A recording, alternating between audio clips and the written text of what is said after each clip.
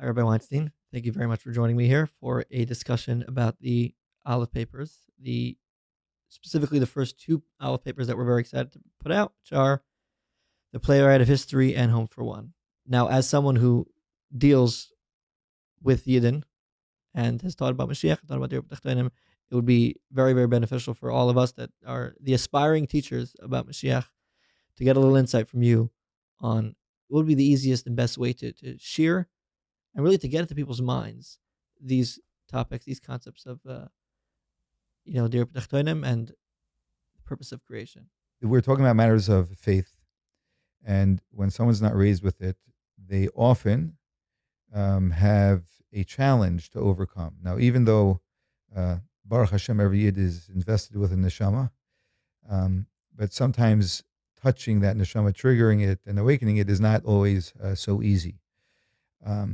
And what I try and do is show them the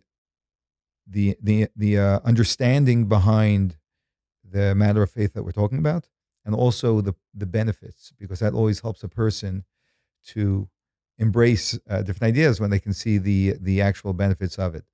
It's terrifying for someone to live in a world that is a world of randomness, and it's very uplifting and gives one a tremendous amount of hope when they know that there is actually a plan and a destiny for everything. So knowing that Hashem made the world with a destiny, and that when He first created the world, even before He actually created the world, as the Medrash tells us, that that in before creation, before the actual 6 days of creation, before Vayihi Ar, that Hashem made light. Hashem's already spelling out, as the Medrash tells us, the 4 exiles that the Jewish people are going to be in, and V'ruach Halakim Rachefes, that there is a plan, and the plan is the Ruach Halakim, which Rashi and many other Mefarshim comment, alludes to the spirit of Moshiach hovering over the waters. So immediately Hashem is spelling out right up front that there is a plan and there is a destiny, and we're going somewhere. I want something to be accomplished, and this is where we're going, to a place where this Ruach Halakim, this spirit of Moshiach, won't just be hovering, merachefes, but it's actually going to be embraced by the world that I'm about to create. That's very uplifting. It's tremendously uplifting. And when we find ourselves in darkness, as there was confusion, it was desolate, and it was dark. And in that was the destiny. So that is very uplifting, and people want to hear uplifting messages. So conveying it in that way is the beginning of inspiring people to begin to embrace an idea which really sounds very far-fetched. Also, not only far-fetched, but often feels foreign to Yiddishkeit from the worldly and from the worldly perspective that they have, and being raised in a Christian society. What does this have to do with Yiddishkeit? So, but when we show it to them in the very first psukim, they begin to see that this is really what the entire Torah is all about. There was an incident with a venerable chassid by the name of Reb Shmuel Levitin, and he went to Manhattan for a particular purpose, and he took with him a young American yeshiva boy, Rabbi Yitzchak David Groner, and they went to a high-rise building in Manhattan. And that was the first time that this Reb Shmuel Levitin, a Russian chassid, ever went into a building that had tens, maybe hundreds of floors. And they had to go up to one of the higher floors, and they went and took an elevator and went up. And when they came out of the elevator, they found themselves in a room with windows which were floor to ceiling. And Reb Shmuel Levitin looked out the window, and at first he was gripped with fright. Just fear of heights. You're so high up. He never saw the world from such a vantage point. And then, as a chassid of his ilk, if you will, immediately commented, he grabbed Rabbi Yitzchak David Groner's hand, his arm, And he made a comment, and he said, "You see, when someone raises themselves up a little bit, the world before them becomes a lot smaller." And I think this is fundamentally the challenge that we all have. And when we bring an idea which is a spiritual idea, which is in uplifting, an idea that means that we are looking at things from a higher vantage point than people commonly do, and we bring that to someone who simply never had the opportunity or the education, or the work, the avodah, as we would call it, the work within themselves to see things from a deeper perspective. We bring that to them, that can be shocking. What happened, and so the very first insight that we can share with them is that this is a deeper and more spiritual perspective on on reality as we normally experience it. I imagine that you share this concept with a lot of people. Now, I guess for some people it's probably very uplifting, and it's very nice to hear. But does this concept where you're saying your life is very limited, and I'm giving you here a whole different perspective, a higher vantage point, does that scare anybody? Do you ever have like, okay, Rabbi, I'm not interested in hearing about this Moshiach thing if this is what it means? Yeah, absolutely. People are generally terrified of a reality which is different than the way they know it. And most people, I say many people spend their lives trying to keep their life within the box that they know and they're familiar with. Yes, and that's a large part of what we're going against when we speak about Moshiach. And that's why I think it's very important to show the personal benefits that we get when we live with the idea of Moshiach, and we believe it deeply. So when they see that their problems, the problems which seem so big actually seem so much smaller, and they see that. They do see that. The classic example where I see people see that is when we have a lot of guests over and someone breaks the glass at the Shabbos table, and they see how it has no significant meaning to us. Like, we're really fine with it. I can't say that's entirely a holy perspective. We just know, but in a certain respect we no longer get caught up in $8 on a glass. That's actually is not what dominates our life. And that's because our heads are, to some extent, raised to higher values, and therefore these things are not of great value. Yeah, say no, we could buy another one. Quick fix, easy fix. Whereas, there can be a 3-day fight in the family over that broken glass. And from the reactions I see, I think maybe that's what they're used to, right? So these are all ways of us actually showing them that a higher perspective actually makes the things that bother us smaller. Doesn't mean it takes everything away. And that's showing them, and that's a Moshiach perspective. We connect that with Moshiach. That's a Moshiach perspective, and it truly is. We're not stretching anything here. This is exactly what it is. When I teach about Dira B'Tachtonim, I translate or encapsulate the idea, this implementation, so that we bring Moshiach to reality as integrating the reality and awareness of God in this world. So that every time we do anything that is associated with God, what are we saying and what are people seeing when they see us doing those things? They say, this is a person who believes in God. They see an expression of God in the world. That is integrating God in the world. It's interesting that I looked up how much a football coach gets paid. And he gets paid far less than the key players. He gets paid handsomely, but he's nothing like the quarterback. And the reason, but there's good reason why. The coach is telling the quarterback what he should be doing. The coach himself can't necessarily do it. He may never have been a quarterback. He observes it, he understands it, and he knows how to tell someone what they need to do. But it's the quarterback who actually has to implement that. And he needs to make it a part of his being, that when he gets onto the field, he not only knows what he is meant to do, but he actually knows how to do it, so that when he picks up his arm does exactly that.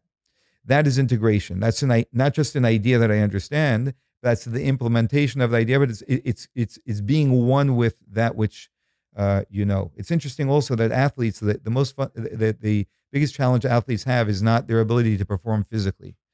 The biggest challenge athletes have is the psychological component of not being distracted in any way from knowing that they can do what they're going to do, and knowing that they will do what they're going to do, knowing they have the power to do what they're going to do. And one of the beautiful things about a world being created with a plan is that it's the knowing that if God created the world with a plan, and God put me in this world, and God asks me to do something, I know I have the ability to do it.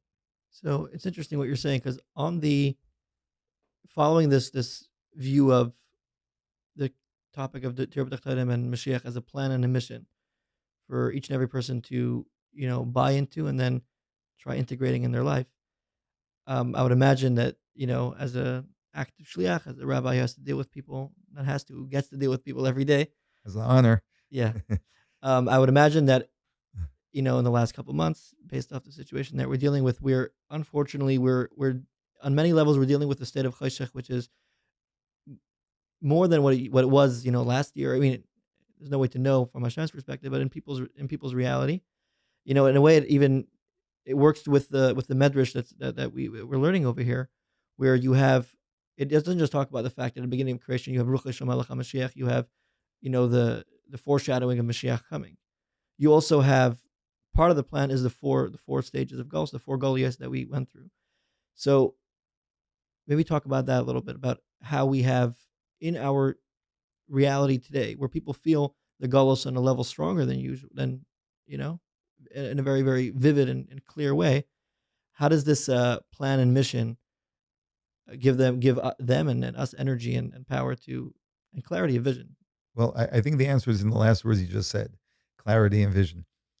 In a somewhat unfortunate way, but then again, in a deeper sense, a fortunate way, the darkness that we're in right now is actually giving people a lot of clarity and vision.